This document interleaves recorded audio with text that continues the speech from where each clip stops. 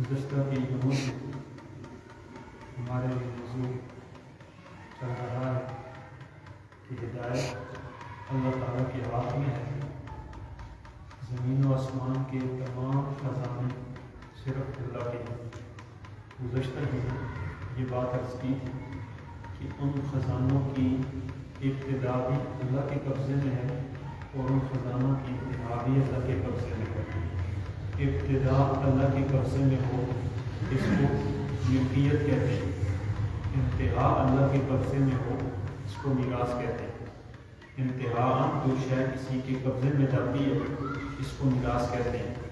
ہمارے والد صاحب کے نام پر جو جگہ تھی، والد صاحب کے دنیا سے پردہ فرما جانے کے بعد وہ بیٹے اور بیٹیوں کے قبضے میں آئی، بیٹے اور بیٹیوں کی ملکیت میں گئی. تو کیا کہتے ہیں؟ والد کی میراث بچوں کو مل گئی ہے. والد کی میراث بچوں کو مل گئی ہے. اس کا گزشتہ جو میں نے یہ بات بھی عرض کی تھی کہ میراث ہوتی کیا ہے، اور زندگی میں کوئی آدمی اگر اپنی اولاد میں سے کسی کو عاق کر دے تو اس عاق کرنے کی کیا حیثیت ہے؟ اس عاق کرنے کی شرعاً کوئی حیثیت نہیں ہے کہ فلاں میرا نافرمان تھا تو میں اس کو طارق کر گیا ہوں، اس کو نہیں ملے گی. حیدرآباد میں جس کو ملتی ہے اس کوٹر بن جاتا ہے اور کہتے ہیں اس کو تو والد صاحب طارق کر کے گی. یہ زمین والد صاحب کی نہیں ہے، زمین اللہ کی ہے. ترکہ والد صاحب کا نہیں ہے. میراث اس وقت بنتی ہے جس وقت روح نکل جاتی ہے. جس وقت روح نکلتی ہے تو انسان میں اتنی طاقت نہیں ہے کہ وہ یہ کہے کہ اس کو لینی ہے اور اس کو نہیں لینی. زندگی میں اگر کوئی آدمی اپنا ترکہ تقسیم کرنا چاہتا ہے تو زندگی کا یہ ترکہ ہبہ ہوتا ہے اور ہدیہ ہوتا ہے. اس لیے زندگی میں یہ تقسیم نہیں کرنی کہ بچی کو آدھا دیں اور بچے کو دوگنا دیں، یا بچے کو 2 حصے دیں اور بچی کو 1 حصہ دیں. بلکہ زندگی میں جو آدمی تقسیم کرتے ہیں فقہا واضح یہ ارشاد فرماتے ہیں کہ وہاں برابری ہوگی. جتنا حصہ بیٹے کا ہے اتنا حصہ بیٹی کا ہے اگر زندگی میں تقسیم کریں گے. زندگی کے بعد تقسیم کریں گے تو وہ میراث ہوگی. زندگی میں میراث نہیں ہے. اسی وجہ سے زندگی کا حکم اور ہے اور زندگی کے بعد کا حکم اور ہے. تو ابتداءً بھی سارے خزانے اللہ کے ہیں. اللہ مالک ہے، اللہ تعالیٰ مالک ہے. للہ ملک السماوات والارض، آسمانوں اور زمین کی ملکیت بادشاہی اللہ کے پاس ہے. اور جس وقت سارے لوگ دنیا سے چلے جائیں گے تو انتہاً یہ جتنے خزانے ہوں گے یہ کس کے پاس ہوں گے؟ وَلِلَّهِ مِيرَاثُ السَّمَاوَاتِ وَالْأَرْضِ. وہاں الگ فرمایا، یہاں الگ فرمایا. ایک سورہ الفتح میں فرمایا، دوسرا سورہ الحدید کے اندر فرمایا وَلِلَّهِ مِيرَاثُ السَّمَاوَاتِ وَالْأَرْضِ. جب سارے چلے جائیں گے، سارے دنیا سے پردہ کر جائیں گے، سب پہ موت واقع ہو جائے گی، تو یہ چیزیں تو پھر بھی یہی رہنی ہے۔ لہٰذا اب ان کا مالک کون ہوگا؟ اب ان کا وہی مالک ہے جو پہلے دن ان کا مالک تھا، جس نے بنائی تھی، اس دن بنائی تھی، کوئی بھی دنیا میں نہیں تھا، حضرت آدم بھی نہیں تھے، تو مالک کون تھا؟ اللہ تھا۔ جب حضرت آدم سے لے کر آخری بندہ بشر تک، آخری انسان تک جس وقت موت واقع ہو جائے گی اور دنیا سے چلا جائے گا، تو پھر یہ ساری زمین و آسمان کے خزانے پھر کس کی ملکیت میں؟ اللہ کی ملکیت ہے۔ جب یہ ہم نے سمجھا کہ خزانے سارے اللہ کے ہیں، اب سوچنا یہ ہے، اب دیکھنا یہ ہے، ان خزانوں میں جو سب سے قیمتی ترین چیز ہے، جو قیمتی ترین چیز ہے وہ کیا ہے؟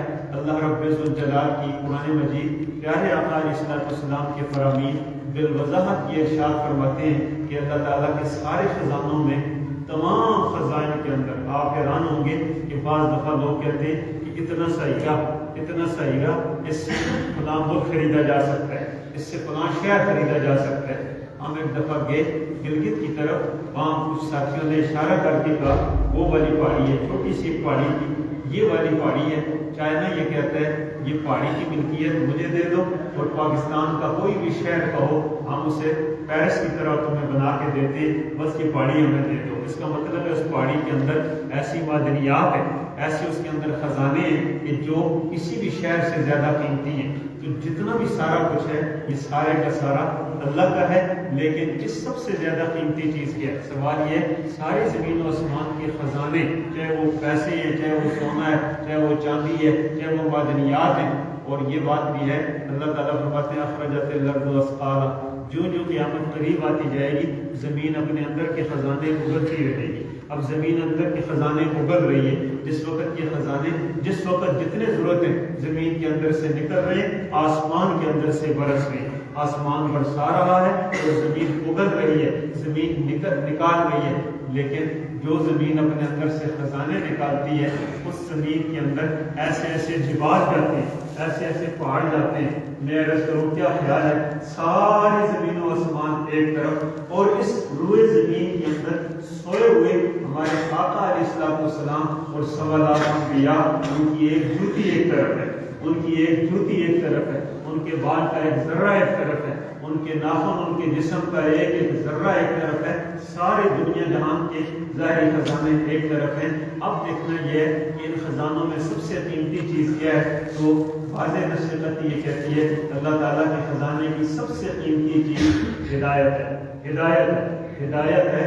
اس لیے میں عرض کروں ہمارے یہاں بعض دفعہ یہ ہو جاتا ہے، جو عام معاشرے کے اندر یہ قدرتی طور پر، طبی طور پر جب سے یہ زمین بنی ہے، یہ عام انسانوں کا عرف یہی ہے، عام انسانوں کی عادت یہی چلتی آ رہی ہے کہ وہ ظاہر کو دیکھتے ہیں، جب ظاہر کو دیکھتے ہیں تو ظاہر میں جو شاید چمک والی نظر آتی ہے اس کو اہمیت دے دیتی ہے، اور جس چیز کی اہمیت ظاہر میں نہیں ہوتی، اور معاشرے کے اندر نہیں ہوتی، اس کو لوگ بھی ڈیگریڈ کر دیتے ہیں۔ ہم دیکھتے ہیں صحابہ کرام کا مجمع لگا ہوا تھا اور لوگ بیٹھے ہوئے تھے، نبی علیہ السلام نے ایک آدمی گزرا سامنے سے، پوچھا اس آدمی کے بارے میں کیا خیال ہے؟ وہ عام معاشرے کے اعتبار سے بڑا اونچا آدمی تھا، بڑا اونچا آدمی تھا، اور لوگ اس سے ڈرتے تھے، اس کی ہیبت تھی، اس کی شاید برادری بڑی ہو، اس کے پاس دولت زیادہ ہو، اس کی زمین زیادہ ہو، اس کا عذرا آباد ہو، اس کے پاس پیچھے چلنے والے لوگ زیادہ ہوں، وہ ایک اشارہ کرتا ہو، لوگ اس کے لیے لڑ مرنے کے لیے تیار ہوتے ہوں، ایسی کوئی اس کی حیثیت تھی۔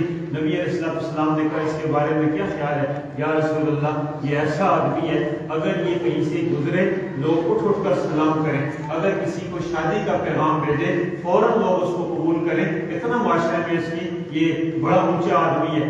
نبی علیہ السلام خاموش ہو گئے، پیچھے سے ایک آدمی اور آیا، کپڑے پھٹے ہوئے، بال بکھرے ہوئے، مسکینوں کی سی کیفیت تھی، اور ماحول معاشرے کے اندر بھی وہ ہلکا پھلکا تھا، بہت ہلکا پھلکا تھا۔ نبی علیہ السلام نے اس کے بارے میں کیا خیال ہے؟ اس کے بارے میں کیا خیال ہے؟ یا رسول اللہ بہت کمزور اور ہلکا آدمی ہے، کہیں جائے لوگ اٹھ کر سلام کرنے کے لیے تیار نہیں، اٹھ کر جگہ دینے کے لیے تیار نہیں، اگر سلام کرے بھی نا کوئی جواب دینے کے لیے تیار نہیں. کسی کو رشتے کا پیغام بھیجے کہ مجھے بیٹی کا رشتہ دے دو, بہن کا رشتہ دے دو, کوئی اس کے رشتے کا پیغام قبول نہ کرے. یا رسول اللہ یہ معاشرے میں بہت ہلکا ہے اور یہ بہت کمزور ہے. پیارے آقا علیہ السلام نے وہ بات فرمائی ہے جو حضور اپنی زبان سے ارشاد فرماتے رہتے ہیں کہ اللہ تعالیٰ اس ظاہر کے غصے کو نہیں دیکھتے, اللہ تعالیٰ تو اندر دل پہ نظر فرماتے ہیں. اندر دل پہ, کپڑوں پہ اور ظاہر پہ نہیں خدا دیکھتے. دولت کس کے پاس کسی, ان اللہ لا ينظر الى صورکم واموالکم ولکن ينظر الى قلوبکم واعمالکم. اللہ تعالیٰ تمہاری صورتوں کو اور تمہارے اس قالب کو نہیں دیکھتے, اللہ تعالیٰ تمہاری سیرتوں کو اور تمہارے قلب کو اللہ دیکھتے ہیں. قالب اور چیز ہوتی ہے, قلب اور چیز ہوتی ہے, صورت اور چیز ہوتی ہے, سیرت اور چیز ہوتی ہے. اللہ تعالیٰ کردار کو دیکھتے ہیں, سیرت کو دیکھتے ہیں, قلب کو دیکھتے ہیں, دل کو دیکھتے ہیں, اندر کے کردار اور اندر کے باطن کو دیکھتے ہیں. حضور نے فرمایا وہ جو پہلا گزرا تھا جس کے بارے میں تم کہتے تھے وہ جو پہلا گزرا ہے اس جیسوں سے ساری زمین بھر جائے, اس جیسوں سے, حضور سچی زبان سے ارشاد فرمایا, اس جیسوں سے یہ ساری زمین بھر جائے نا, اس ساری زمین بھرے ہوئے اس جیسے افراد اس جیسے ایک کا مقابلہ بھی اللہ کے یہاں نہیں کر سکتے ہیں, اس جیسے ایک کا مقابلہ بھی نہیں کر سکتے ہیں. اب کیا پتہ چلا, پتہ یہ چلا اور پھر ہماری زبانوں پہ آ جاتا ہے, ہماری زبانوں پہ آ جاتا ہے. ایک آدمی رائے دیتا ہے, وہ چھوڑو جو اس کی کیا رائے ہے, بس وہ نمازیں ہی پڑھتا رہتا ہے, وہ نمازیں ہی پڑھتا ہے, اس کا کام خالی نمازیں, اس کا کام خالی کیا ہے وہ مسجد میں بیٹھے رہنا ہے. اتنا ہم نے ہلکا کر لیا, اتنا ہم نے ہلکا کر لیا بعمل آدمی کو, ہم نے عمل اور کردار کو اتنا ہلکا کر لیا. ہم نے جس وقت کوئی یاد بھی آتا ہے تو اس وجہ سے یاد آتا ہے کہ اس کی معاشرے میں حیثیت کتنی ہے, پیسہ کتنا ہے, اس کا اکاؤنٹ کتنا ہے, اس کی میراث کتنی, اس کا جو ہے وہ اس کا سرمایہ کتنا ہے, اس کا کاروبار کتنا اونچا ہے. ان کاروباروں سے انسانوں کا وزن نہیں بنتا, وزن بنتا ہے کہ سے جو قیمتی ترین چیز ہے. یہی وجہ ہے ہم ساتھیوں سے کہتے ہیں, ہمارے ساتھی بعض دفعہ تعبیر کرتے ہیں, اتنی تعبیر ہو جاتی ہے, اتنی تعبیر ہو جاتی ہے کہ کسی نماز میں نظر نہیں آئیں گے, مسجد میں آنا وہ تو ہی سمجھیں گے, مسجد میں آنا تو ہی سمجھیں گے, پڑھ کے لیں گے گھر میں, مسلمان ہوگی ہم ہماری ہو جاتی ہے, ہم گھر میں پڑھ لیتے ہیں. کیوں؟ اس لیے کہ تھوڑا سا ان کا سٹیٹس جو ہے وہ اونچا ہے, وہ تھوڑا سا سٹیٹس اربوں پتی ہے, تھوڑا سا پیسہ زیادہ ہے, بیرون ملک ان کا کاروبار ہے, سٹیٹس ہے, اس لیے مسجد میں آنا ان کی توہین, عام لوگوں کے ساتھ بیٹھنا ان کی. اب جب تبصرہ کریں گے تو تبصرے بڑے عجیب ہیں. میں وہ جملہ آپ کو سناتا ہوں جو ہم اکثر و بیشتر سنتے رہتے ہیں, وہ جی ہم مسلمان کے, ہم مسلمان کے, ہم کون سی جنت, کس جنت کی بات کرتے ہو, جنت کے مستحق تو یہ فرانس والے ہیں, یہ جو ہے وہ یورپ والے ہیں, یہ کیا ہے وہ انگلستان والے, امریکہ والے, وہ جنتی ہیں. اب اتنا ہلکا کر کے اگلی بات کریں گے جس طرح اس بات کی ویلی ہے کوئی بھی, بس خالی کلمہ پڑھنے کی بات ہے, خالی انہوں نے کلمہ نہیں پڑھا, باقی سارا ہم یہی تو کہتے ہیں. پیارے آقا نے فرمایا سارے اعمال ایک طرف ہے, ایک کلمے کی دولت ایک طرف ہے, ایک کلمے کی دولت ایک طرف ہے, وہ کلمہ ایمان ہے, وہ کلمہ ایمان ہے. اسی لیے میں عرض کرتا ہوں, ایک آدمی نمازیں پڑھتا ہے 5 نمازیں, ایک آدمی زکوٰۃ دیتا ہے 2.5% زکوٰۃ ہے, نفلی صدقے کرتا ہے, سارے دنیا کے اعمال ان کو کہا جا سکتا ہے کہ یہ پڑھ بن کے اور بہت بڑے بڑے اعمال کے ڈھیر, لیکن ان سارے اعمال کے ڈھیروں میں وزن کب آئے گا, وزن کب آئے گا, جب ایمان ہوگا. ایمان ہوگا اس کا مطلب ہے ڈھیر جتنے اعمالوں میں بھی وزن ایمان سے آتا ہے, تو وزن تو اصل ایمان کا ہے نا, وزن تو اصل ہدایت کا ہے. ہدایت اللہ کے خزانے کی سب سے قیمتی چیز ہے. آج ہم نے ذکر یہ کرنا ہے کہ اس ہدایت کے لیے اللہ تعالیٰ کی شرطیں کیا ہے. 4 درجے سن لیں, ان درجوں میں بس چند باتیں عرض کرتے ہیں, درجوں کی تشریح اگلے جو میں کریں گے. پہلا درجہ ہدایت کے لیے ہے جس کو انابت کہتے ہیں. انابت پہلی چیز ہے. انابت کا معنی ہوتا ہے طلب اور رجوع, طلب اور انسان کے اندر طلب پیدا ہو, رجوع پیدا ہو اور وہ اس کا دل کرے اس انابت کے لیے اور ہدایت حاصل کرنے کے لیے. اس کو کہتے ہیں انابت, رجوع کرنا. جب انابت بندے کی طرف سے آ جاتی ہے, اس کے بعد اللہ تعالیٰ اس کی انابت کو دیکھ کے ہدایت کا فیصلہ کرتے ہیں. یہ دوسرا درجہ ہے جس کو ہدایت کہتے ہیں. انابت بندے کی طرف سے ہے, ہدایت اللہ تعالیٰ کی طرف سے آتی ہے. جب ہدایت آ جاتی ہے, اب اس کے بعد تیسرا درجہ شروع ہو جاتا ہے. یہ بندے کا بڑا امتحان ہوتا ہے, بڑا امتحان ہوتا ہے. انابت بعض دفعہ چھپی ہوئی ہوتی ہے, لیکن یہ چیز چھپتی نہیں ہے. یہ جو تیسرا درجہ ہے یہ چھپتا نہیں ہے. یہ ہدایت کا تیسرا درجہ جس کو کہتے ہیں استقامت. کیا کہتے ہیں؟ استقامت. اچھا ایک بات یہ ذہن میں رہے, جس طرح ہمارے یہاں یہ سمجھا جاتا ہے جب صبر کا لفظ بولا جاتا ہے, صبر کا لفظ ہم کیا سمجھتے ہیں صبر جب بولا جاتا ہے نا جی صبر کرتا ہے، فلاں نے صبر کیا، فلاں صابر ہے، صبر کرتا ہے، فوراً ہمارا صبر کی اس تیسری تعریف کی طرف ذہن چلا جاتا ہے جو تیسری تعریف ہے، آخری تعریف ہے۔ پہلی دو تعریفیں صبر کی اور ہے جس طرف ہمارا ذہن نہیں جاتا۔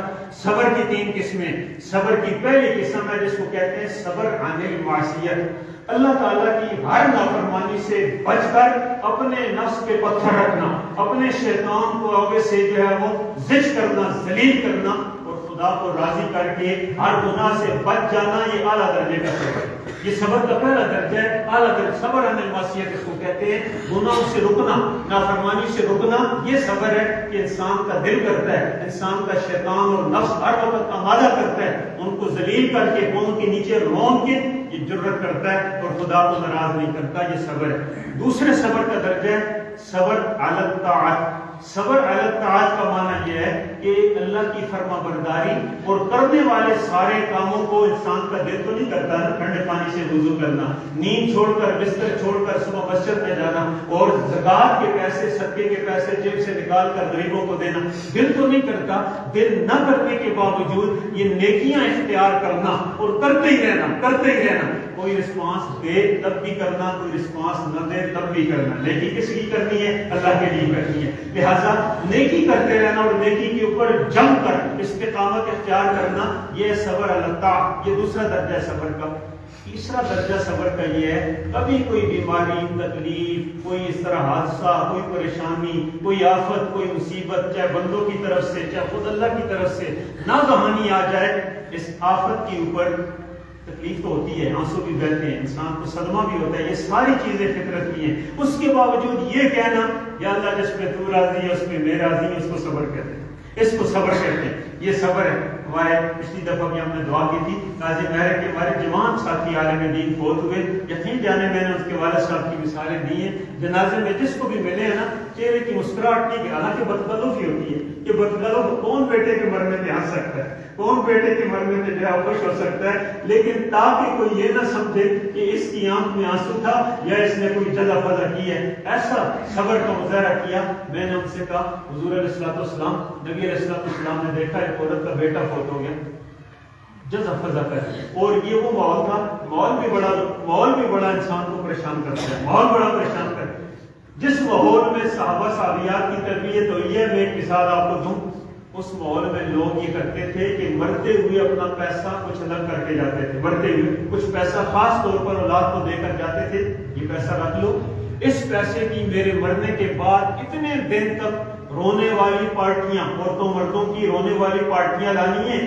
اور میرے گھر میں اتنے دن رونا دھونا لگا رہنا چاہیے تاکہ لوگوں میں یہ ہو کہ بڑا اونچا آدمی تھا، اتنے عرصے تک لوگ رو رہے ہیں، اتنے عرصے تک لوگ روتے ہیں، اس کو بڑا ہی اونچا آدمی تھا۔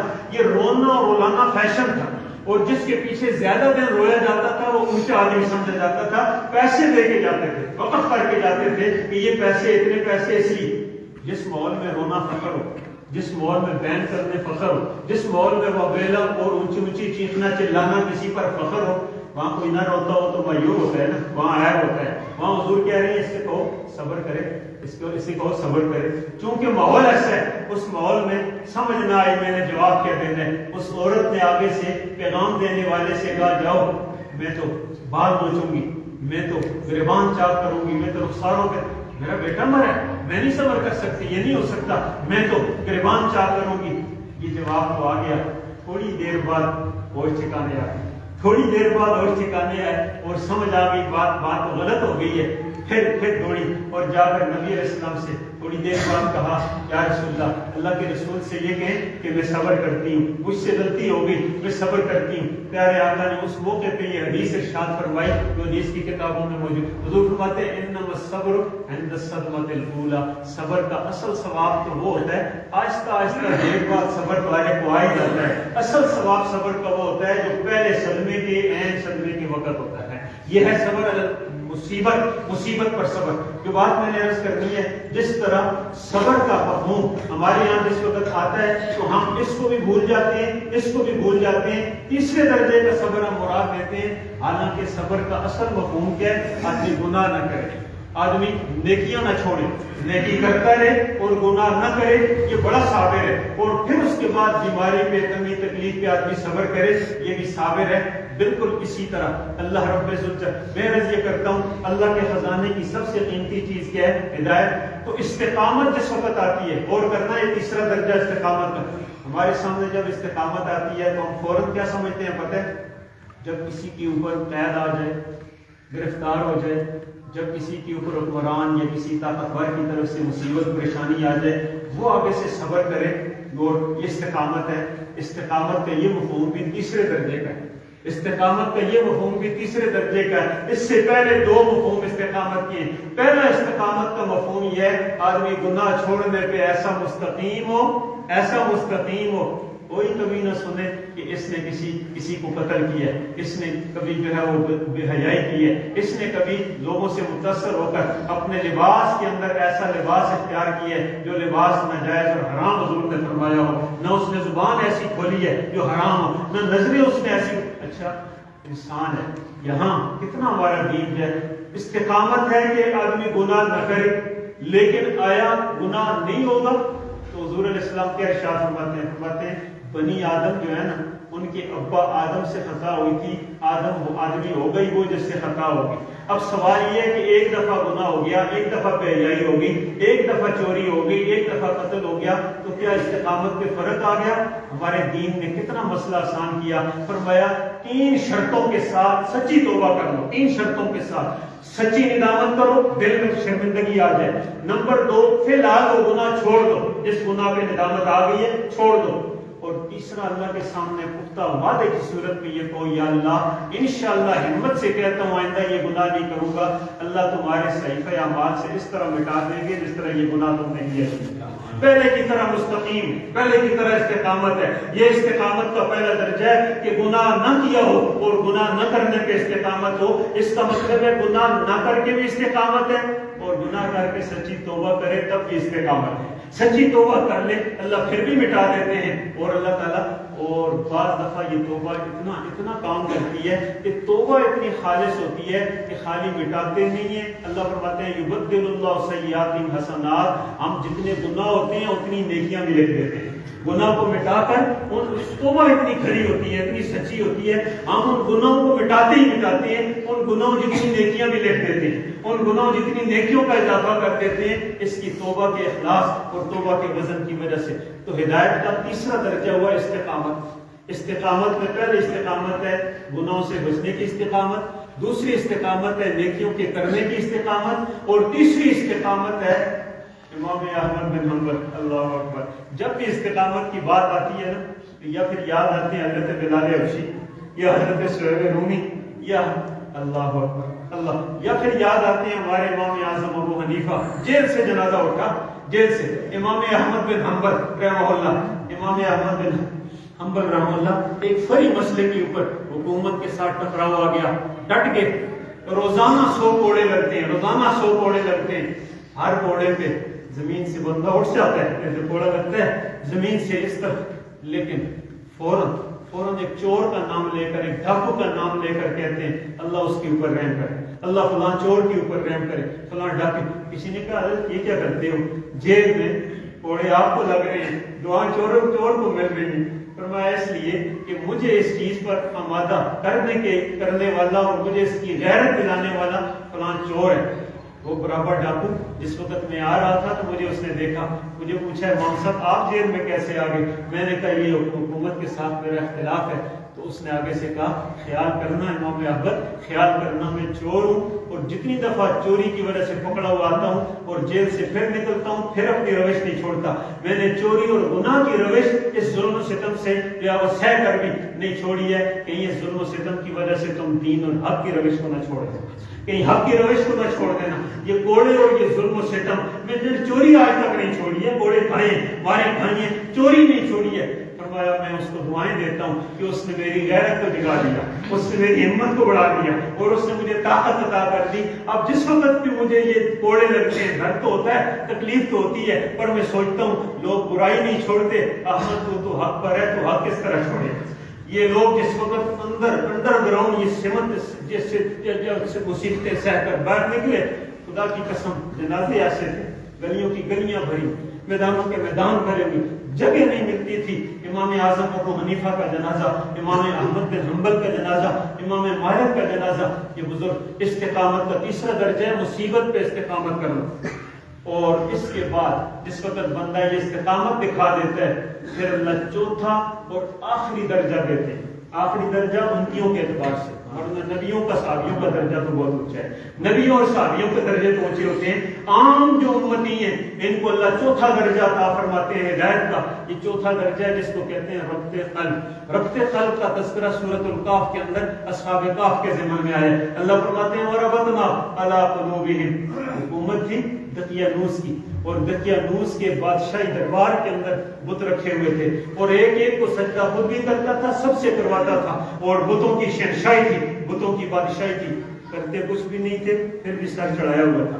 اس بادشاہ کے دربار میں بس 7 آدمی ڈٹ گئے، 7 آدمی ڈٹ گئے۔ انہوں نے کہا ہم اس بادشاہ اور اس بادشاہ کے، اچھا وہ 7 آدمی بھی خیال کرنا وہ نہیں تھے۔ ہمارے معاشرے میں بعض دفعہ یہ ہوتا ہے کہ غریب غربا، اور یہ حضور نے فرمایا ہے کہ اسلام کو قبول کرنے والے سب سے پہلے غریب لوگ ہوتے ہیں، غریب لوگ پہلے قبول کرتے ہیں، کمزور لوگ۔ لیکن یہ 7 آدمی کمزور آدمی نہیں تھے، یہ بادشاہ کے دربار کے وزراء کے ساتھ، یہ بادشاہ کے دربار کے سرکردہ وزراء تھے، مشیر تھے، وزراء تھے۔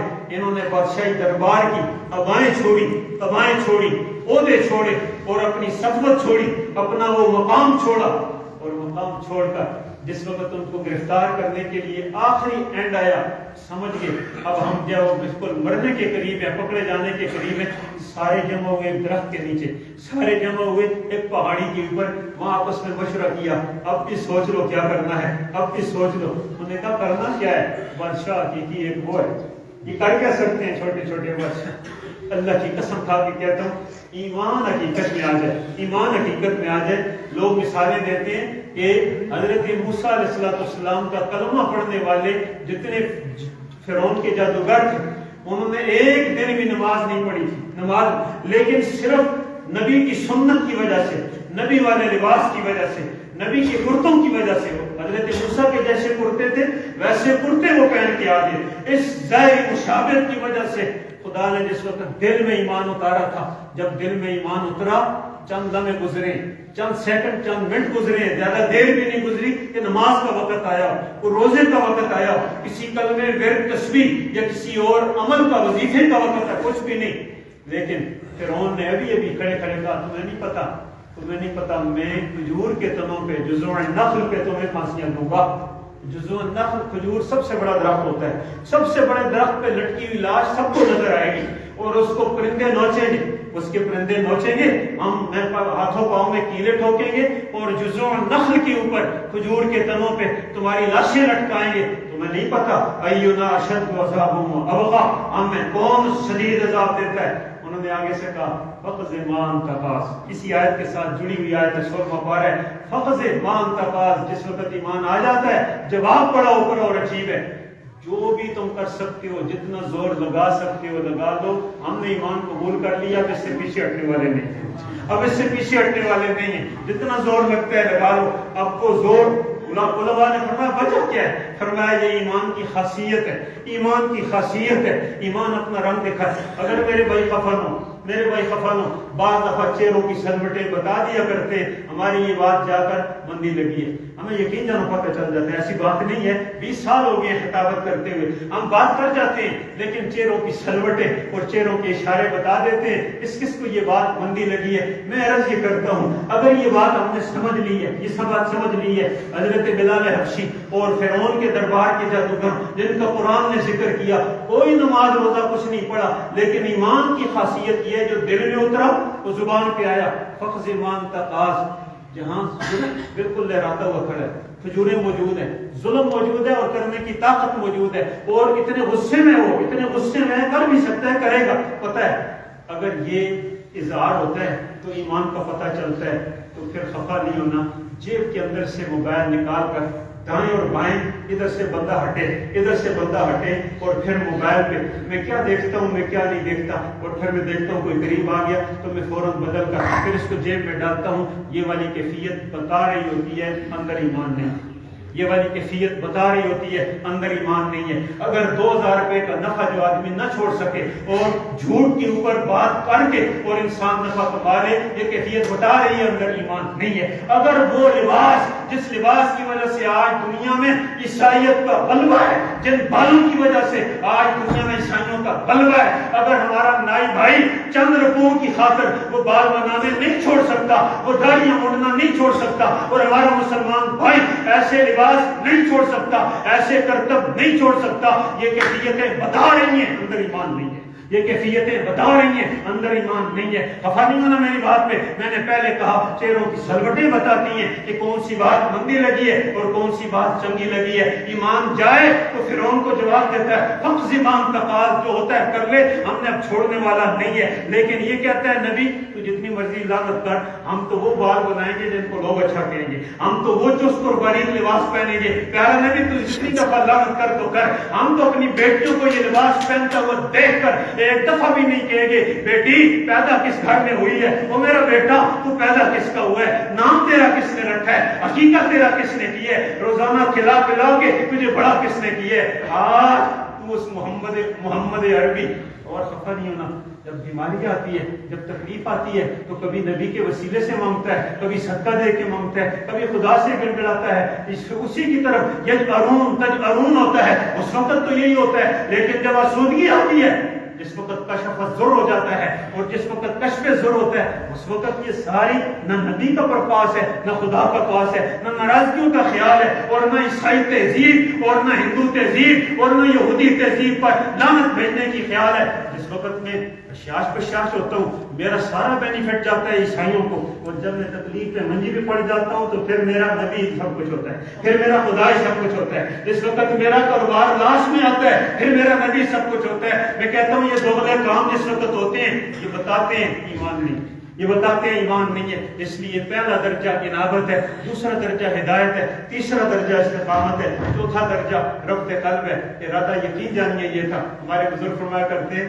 جب ممبر پہ بیٹھتے ہیں بات ارادہ یہ تھا کہ سیدنا صدیق اکبر پہ میں نے پوری سورۃ اللیل پڑھی ہے, پوری سورۃ اللیل خطبے میں پڑھی ہے, اس کو میں نے ٹچ نہیں کیا. انشاءاللہ کچھ عرض کریں گے لیکن اب وقت نہیں ہے. سیدنا صدیق اکبر کی شان میں کچھ بات کیا تھا, اس لیے کہ انبیاء کے بعد جس کائنات میں جو سب سے بزرگ ہستی ہے وہ صدیق اکبر کی ہے. کیوں کیا وجہ ہے؟ وجہ یہ ہے کہ یہ چاروں درجے صدیق اکبر میں کمال درجے کے پائے جاتے ہیں, انابت اعلیٰ درجے کی ہے. اللہ تعالی ہمیں حضرات صحابہ کرام اور خصوصاً سیدنا صدیق اکبر کی سیرت نصیب فرمائے.